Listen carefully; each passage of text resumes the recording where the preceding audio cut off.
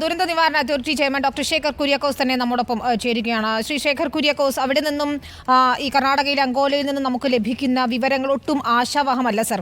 അവിടെ അദ്ദേഹത്തിന്റെ അർജുന്റെ ബന്ധുക്കൾ ഉൾപ്പെടെ ലോറി ഉടമ ഉൾപ്പെടെയുള്ള ആളുകൾ അവിടെയുണ്ട്.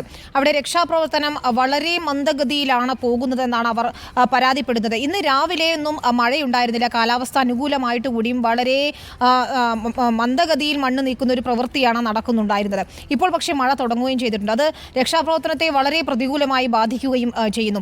ഇനി എന്താണ് അവിടെ ചെയ്യാനാവുക എന്നാണ് താങ്കൾക്ക് തോന്നുന്നത്? ഇതുവരെയുള്ള ഈ പ്രവർത്തികൾ, ഇപ്പോൾ കൊണ്ടുവന്ന JCB-കൾ ഉപയോഗിച്ചൊക്കെ മണ്ണ് മാറ്റുന്നത് വളരെ സ്ലോ പ്രോസസ്സായി നടക്കുകയാണ്. അവിടെ 104 മണിക്കൂറായി ഒരു മനുഷ്യൻ അവിടെ മണ്ണിനടിയിൽ പെട്ടുപോയിട്ട്, ഒന്നല്ല 3 പേരുണ്ടെന്നാണ് ഏറ്റവും ഒടുവിൽ ലഭിക്കുന്ന വിവരം. ഇനി എന്താണ് അവിടെ ചെയ്യാനാവുക? ചെയ്യേണ്ടത് എന്താണ്? ഒന്ന്, അധികമായി ദേശീയ ദുരന്ത പ്രതികരണ സേനയുടെ സംഘങ്ങൾ അവിടെ എത്തിയേക്കും എന്ന ഒരു അറിവ് ലഭിച്ചിരുന്നു. അപ്പൊ അവര് വരുമ്പോ കൂടുതൽ മനുഷ്യ ശേഷി ആ പ്രദേശത്ത് വിനിയോഗിക്കാൻ പറ്റും ഈ മണ്ണ് മാറ്റുന്നതിന്.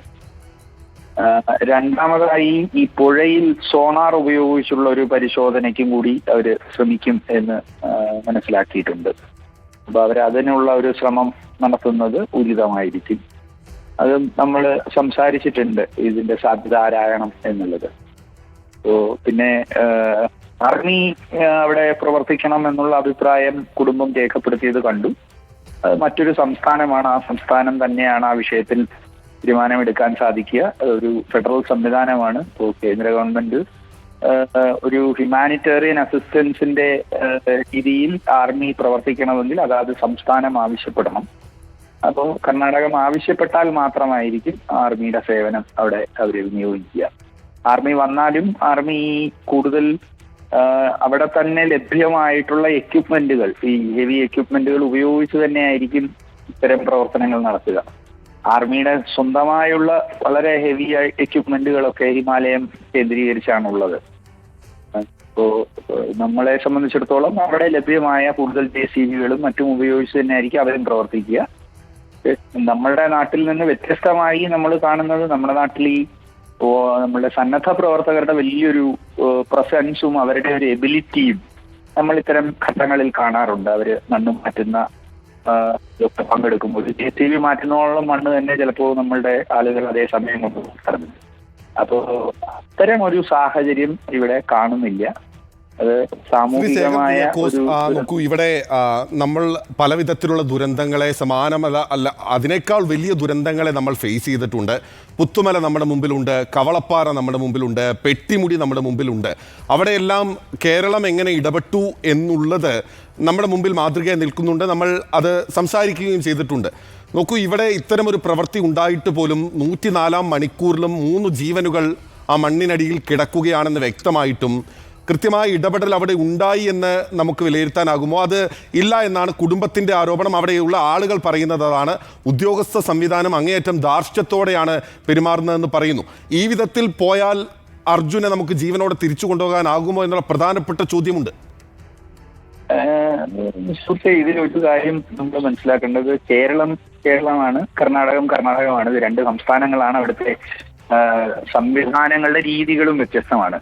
നമ്മളെ സംബന്ധിച്ചിടത്തോളം നിലവിൽ ആ സംവിധാനങ്ങളുടെ ചുക്കാൻ പിടിക്കുന്ന ആളുകളെ ആന്റഗണൈസ് ചെയ്യുന്നത് കൊണ്ട് പ്രയോജനമില്ല. നമ്മൾ ഇത്തരത്തിൽ അഭിപ്രായങ്ങളൊക്കെ പറയുമ്പോൾ അവരത് തെറ്റിദ്ധരിച്ച് അതിനെ ഒരു ക്രിറ്റിസിസം എന്ന നിലയിൽ ഉൾക്കൊള്ളാതിരുന്നു കഴിഞ്ഞാൽ വലിയ ബുദ്ധിമുട്ടുകൾ നമ്മൾക്കുണ്ടാകും. അപ്പൊ അതുകൊണ്ട് നമ്മളെ സംബന്ധിച്ചിടത്തോളം അവരുടെ രക്ഷാപ്രവർത്തനത്തിനെ കൂടുതൽ ശാക്തീകരിക്കാനുള്ള അഭിപ്രായങ്ങൾ പങ്കുവയ്ക്കുക, അതിനുവേണ്ടി അവരോട് നിരന്തരം ആവശ്യപ്പെടുക എന്നതായിരിക്കും ശരിയെന്ന് കരുതുന്നു. ഈ അവസരത്തിൽ നമ്മൾ അവരോട് ക്രിട്ടിക്കലായി പറയുന്ന കാര്യങ്ങൾ ചിലപ്പോൾ അവർക്കും മനസ്സിലാവില്ല. ശരി, താങ്കൾ പറയുന്നത് ആ അർത്ഥത്തിൽ ഉൾക്കൊള്ളുകയാണ്. പക്ഷേ സാർ, ഇതിലൊരു പ്രധാനപ്പെട്ട കാര്യം, ഇന്നലെ ഈ ബന്ധുക്കൾ അവിടെ പോലീസ് സ്റ്റേഷനിൽ ചെല്ലുമ്പോൾ അവർ പറയുന്നത് ഞങ്ങൾക്കൊരു പരാതി കിട്ടിയിരുന്നില്ല, അതുകൊണ്ടാണ് അന്വേഷിക്കാത്തത് എന്നാണ്. ഇന്നിപ്പോൾ അർജുന്റെ കുടുംബം സംസാരിച്ചപ്പോഴും അവർ പറയുന്നത് ദേശീയപാതയിലാണ് ഇത്ര വലിയ മണ്ണിടിച്ചിലുണ്ടാകുന്നത്, അവിടെ ഒരു രക്ഷാപ്രവർത്തനം നടത്തുന്നതിനൊരു പരാതി ആവശ്യമുണ്ടോ എന്ന ചോദ്യമാണ്. അതെ, നോക്കൂ, ഈ കാര്യങ്ങളെ കുറിച്ച് കുറച്ചും കൂടി ആഴത്തിലുള്ള ചർച്ചകളൊക്കെ നമുക്ക് നടത്താം. ഈ കേരളത്തിന്റെ വ്യത്യസ്തമായ രീതികൾ എന്താണ് എന്നത് നമ്മളിപ്പോ കാണുന്നുണ്ടല്ലോ. അപ്പോ നമ്മൾക്ക് ആ കാര്യങ്ങളെ കുറിച്ചൊക്കെ ചർച്ച ചെയ്യാം. പക്ഷെ ഈ അവസരത്തിൽ ഈ ക്രിറ്റിസിസം സഹായകരമായിരിക്കില്ല. അതുകൊണ്ട് നമ്മൾക്ക് ആ ക്രിറ്റിസിസത്തിലേക്ക് കിടക്കാൻ ഞാൻ തൽക്കാലം ആഗ്രഹിക്കുന്നു. ഇല്ല, ക്രിറ്റിസിസത്തിലേക്ക് കിടക്കണമെന്നില്ല. താങ്കൾ പറയുന്നതിനെ ആ അർത്ഥത്തിൽ ഉൾക്കൊള്ളുമ്പോൾ പോലും ഒരു പ്രധാനപ്പെട്ട ചോദ്യം, ഈ വിധത്തിൽ രക്ഷാപ്രവർത്തനം പുരോഗമിച്ചാൽ മതിയോ എന്നുള്ള പ്രധാനപ്പെട്ട ചോദ്യം ആവർത്തിച്ച് ചോദിക്കേണ്ടിയിരിക്കുന്നു. കാരണം അർജുനെ പുറത്തേക്ക് എത്തിക്കുക എന്നുള്ളത് മാത്രമാണ് നമ്മളെ സംബന്ധിച്ചും അങ്ങയെ സംബന്ധിച്ചും ഒരേ ഒരു ഇൻറ്റൻഷൻ എന്ന് പറയുന്നത്. മറ്റ് അവിടുത്തെ സർക്കാരിൻ്റെ സംവിധാനത്തെയോ അല്ലെങ്കിൽ അവരുടെ ഉദ്യോഗസ്ഥരുടെ പ്രശ്നങ്ങളോ ഒന്നും പറയേണ്ടതില്ല. അതിന് ഇനി ഈ വിധത്തിലുള്ള രക്ഷാപ്രവർത്തനം തുടർന്നാൽ മതി എന്നാണോ താങ്കൾ കരുതുന്നത്? അല്ലെങ്കിൽ ഏതെങ്കിലും തരത്തിലുള്ള ഇടപെടലുകൾ മറ്റേതെങ്കിലും തരത്തിൽ നടത്താൻ സാധ്യതയുണ്ടോ? ഈ മേഖലയിലെ ഒരു വിദഗ്ധൻ എന്ന നിലയിൽ താങ്കൾ എങ്ങനെ അതിനെ കാണുന്നു? നമ്മൾക്ക് സാധ്യമായ തരത്തിലുള്ള ഇടപെടലുകൾ നമ്മൾ നടത്തുന്നുണ്ട്. ദേശീയ ദുരന്ത നിവാരണ അതോറിറ്റിയുമായി ഈ വിഷയം ഇന്നലെ മുതൽ കൃത്യമായി തന്നെ അവരെ അറിയിക്കുന്നുണ്ട്. നമ്മളുടെ അഭിപ്രായങ്ങൾ, ചില ഊർജിതപ്പെടുത്തലുകൾ ആവശ്യമുണ്ട് എന്നത്. അതൊക്കെ പരിഗണിച്ചിട്ടാണ് അവിടെ കൂടുതൽ ദേശീയ ദുരന്ത നിവാരണ സേനയെ വിന്യസിക്കുമെന്ന് അവർ ഇന്നലെ പറഞ്ഞത്. ഒരു വിട്ടതും ഇതിപ്പോ അധികം സേന വരും എന്നും അറിയിപ്പ് കിട്ടിയത് അങ്ങനെയാണ്. വന്നിട്ടുണ്ടോ കൂടുതൽ ടീം എന്ന് പറയുമ്പോൾ എത്ര പേർ അടങ്ങുന്ന സംഘം, അല്ലെങ്കിൽ എപ്പോഴെത്തും, അത്തരം കാര്യങ്ങളിൽ വ്യക്തതയുണ്ടോ? കാരണം ഇത്തരം വിവരങ്ങളൊക്കെ ഒരുപക്ഷെ കുടുംബത്തിനും നമുക്കും ഒക്കെ ആശ്വാസകരമാണ്. NDRF ടീം, കൂടുതൽ ടീം അവിടെ എത്തുമ്പോൾ നമുക്കൊരു വിശ്വാസ്യത കൂടുതൽ വരും രക്ഷാപ്രവർത്തനത്തിൽ എന്ന് ഉറപ്പുമാണ്. താങ്കൾക്ക് അതിലൊരു വ്യക്തതയോ ഉറപ്പോ കിട്ടിയിട്ടുണ്ടോ? വ്യക്തതയുണ്ട്. ആന്ധ്രയിൽ നിന്നുള്ള ടീമിനെയാണ് അങ്ങോട്ട് ഡിപ്ലോയ് ചെയ്യുമെന്ന് അറിയിച്ചിട്ടുള്ളത്. പല സ്ഥലങ്ങളിലും മഴയായതുകൊണ്ട് NDRFും സ്ട്രെച്ച്ഡാണ്. അപ്പൊ അവരെ പെട്ടെന്ന് എല്ലായിടത്തുനിന്നും ഉപയോഗിക്കാൻ പറ്റില്ല. അപ്പോ ആന്ധ്രയിൽ നിന്നുള്ള ബറ്റാലിയനിൽ നിന്ന് കുറച്ച് സംഘത്തെ അങ്ങോട്ട് വിടും. 2 ടീമിനെങ്കിലും അവിടേക്ക് ഡിപ്ലോയ് ചെയ്യും. അപ്പൊ ഇപ്പോ അവിടെയുള്ള ടീം തളരുന്ന മുറയ്ക്ക് അവരെ റീപ്ലേസ് ചെയ്യത്തക്ക രീതിയിൽ എത്തിക്കുമെന്നാണ് കാണുന്നത്.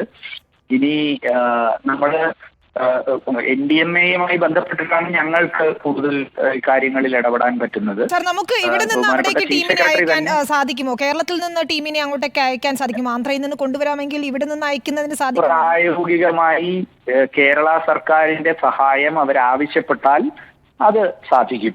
നമ്മൾ പ്രളയത്തിന്റെ സമയത്ത് ആന്ധ്രയിൽ നിന്നും കർണാടകത്തിൽ നിന്നും തമിഴ്നാട്ടിൽ നിന്നും ഒക്കെ ഫയർ ആൻഡ് റെസ്ക്യൂവിനെ കേരളത്തിൽ കൊണ്ടുവന്നിട്ടുണ്ട്. അത് നമ്മൾ ആവശ്യപ്പെട്ടത് കൊണ്ടാണ് അവർ ലഭ്യമാക്കിയത്. ഇതൊരു ഫെഡറൽ സംവിധാനമാണ്. അതുകൊണ്ട് തന്നെ ആ സർക്കാർ ആവശ്യപ്പെട്ടാൽ ഇവിടുന്ന് ഉള്ള സേവനങ്ങൾ കൊടുക്കാൻ സാധിക്കും. പക്ഷെ അവരാവശ്യപ്പെടാത്തിടത്തോളം അത്തരം ഒരു ഇടപെടൽ സാധ്യമല്ല. അങ്ങനെയെങ്കിൽ ഒരു സംശയം കൂടി, കേന്ദ്ര സർക്കാരിന് വോളണ്ടറിയായി ഇത്തരം കാര്യങ്ങളിൽ ഇടപെടാനുള്ള സാധ്യതകൾ എത്രത്തോളമാണ്? അതിൽ സംസ്ഥാന സർക്കാർ ഇത് കേരളത്തിന് ഇടപെടുന്നതിന് പരിമിതി ഉണ്ടെങ്കിൽ കേന്ദ്ര സർക്കാരിന്റെ ഇടപെടലുകൾ ഏത് വിധത്തിൽ ഉണ്ടായാൽ ഇത് അനുകൂലമാകുമെന്ന് താങ്കൾ കരുതുന്നു?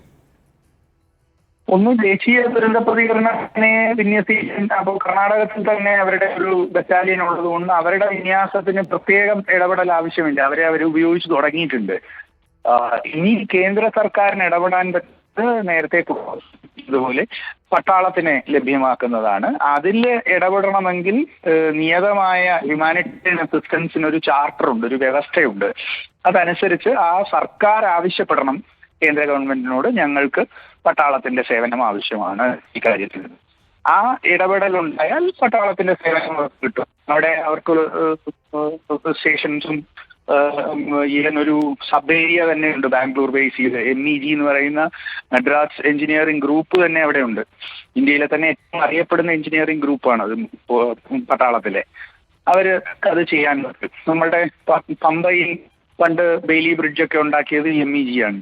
അപ്പോൾ MEG അത് ചെയ്യാൻ പറ്റും, അവിടെ ഇടപെടാൻ പറ്റും. പക്ഷെ അത് ആവശ്യപ്പെടണം, സർക്കാർ ആവശ്യപ്പെട്ടാലാണ് അത് ഉണ്ടാകുക. മനസ്സിലായി സാർ. താങ്കൾക്ക് തിരക്കുണ്ടെന്നറിയാം. ഒരു ചെറിയ കാര്യം കൂടി ചോദിക്കുകയാണ്. അവിടെ ഇപ്പോൾ നടത്തുന്ന രക്ഷാപ്രവർത്തനത്തിന്റെ ദൃശ്യങ്ങൾ നമ്മൾ കാണുന്നുണ്ട്. ഇത്രത്തോളം എക്യുപ്മെന്റ്സ് മതിയോ? കൂടുതൽ അത്തരം സംവിധാനങ്ങൾ, സാങ്കേതിക വിദ്യ, യന്ത്ര സംവിധാനങ്ങളൊക്കെ എത്തിക്കേണ്ടതില്ലേ അവിടെ? ആ ഒരു ദൃശ്യങ്ങൾ, അതിൻ്റെ ഒരു മണ്ണിടിച്ചിലിന്റെ വ്യാപ്തിയൊക്കെ കാണുമ്പോൾ താങ്കൾക്ക് എന്താണ് ഇതിൻ്റെ ഒരു അതോറിറ്റി എന്ന നിലയിൽ തോന്നുന്നത്?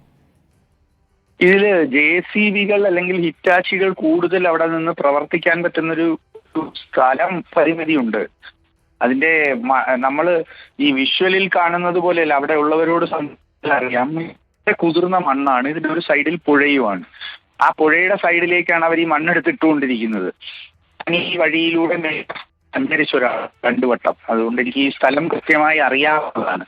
അവിടെ വളരെ പരിമിതമായ സ്ഥലമാണ്. ഈ നനഞ്ഞ മണ്ണിലേക്ക് കൂടുതൽ JCBകളും എക്യുപ്മെന്റും കൊണ്ടുവന്നാൽ ചിലപ്പോൾ അത് അപകടം ക്ഷണിച്ചു. ഒരു സ്പേസ് വേണ്ടേ ഒരു എക്യുപ്മെന്റിന്? ആ സ്പേസ് വേണം. അവിടെ മാനവ വിഭവശേഷി നന്നായി വിനിയോഗിക്കാൻ പറ്റും. കുറച്ച് ഹ്യൂമൻ റിസോഴ്സ് അവിടെ ഉണ്ടായിരുന്നെങ്കിൽ അത് കൂടുതൽ ഉപയോഗപ്പെട്ടതിനെ, മണ്ണ് മാറ്റുന്നതിനും വെട്ടി മാറ്റുന്നതിനും ഒക്കെ. അത്തരം ആ അളവിൽ നമ്മളത് കാണുന്നില്ല. വളരെ നന്ദി. ശ്രീ ശേഖർ കുര്യാക്കോസ്, സംസ്ഥാന ദുരന്ത നിവാരണ അതോറിറ്റി മെമ്പർ സെക്രട്ടറിയാണ് റിപ്പോർട്ടറിനോട് തത്സമയം പ്രതികരിച്ചിട്ടുള്ളത്.